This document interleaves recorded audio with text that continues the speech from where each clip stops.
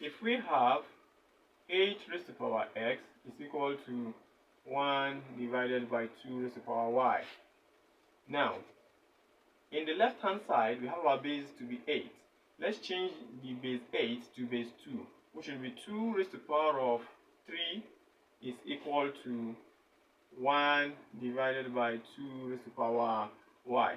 Simplifying the left hand side, we have 2 raised to the power of 3x is equal to, however, let's also change this 1 to a base 2, which is the same thing as 2 raised to the power of 0 divided by 2 raised to the power of y. Now, simplifying the right hand side, we use a lot of indices, which means we'll pick one base and we subtract the powers. The bases are the same, so we equate the power. Equating the power, which means we only make use of the powers. And the powers is 3x is equal to 0 minus y.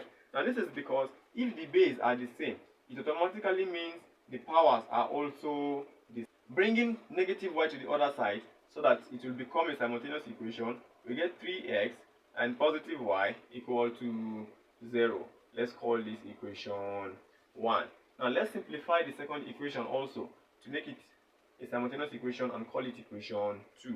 And the second one, we have 3 raised to the power of x is equal to 243 divided by 9 raised to the power y. Now since we have the left hand side to base 3, let's turn all of the right hand side also to base 3. 3 raised to the power of x, 243 to base 3 is 3 raised to the power of 5. Now divided by 9 to base 3 is 3 raised to the power of 2, which will now give us 3 raised to the power of x is equal to 3 raised to the power of 5 divided by 3 raised to the power of 2y base.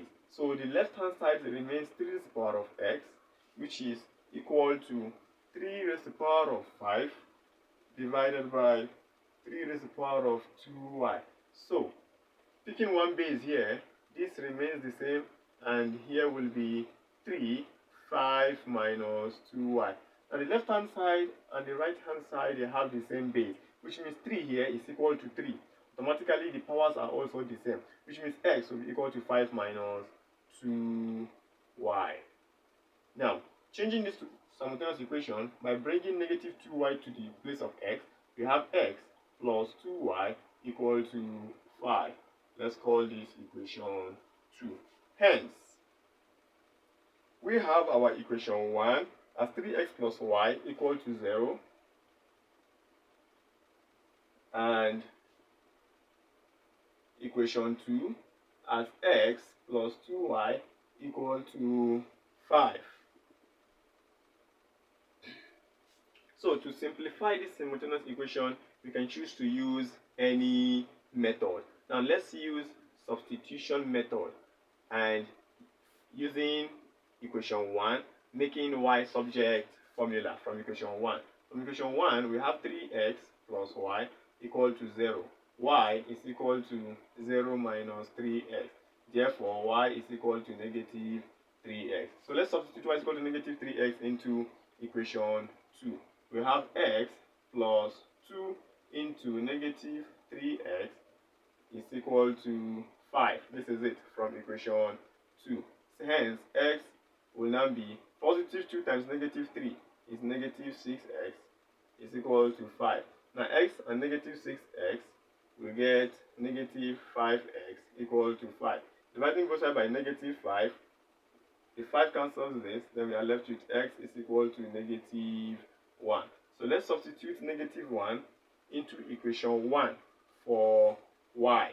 So if we have 3x plus y equal to 0, where x is negative 1, 3 into negative 1 plus y is equal to 0. So that negative 3 plus y is equal to 0, and our y is equal to 3. Therefore, y is equal to 3 and x is equal to negative 1.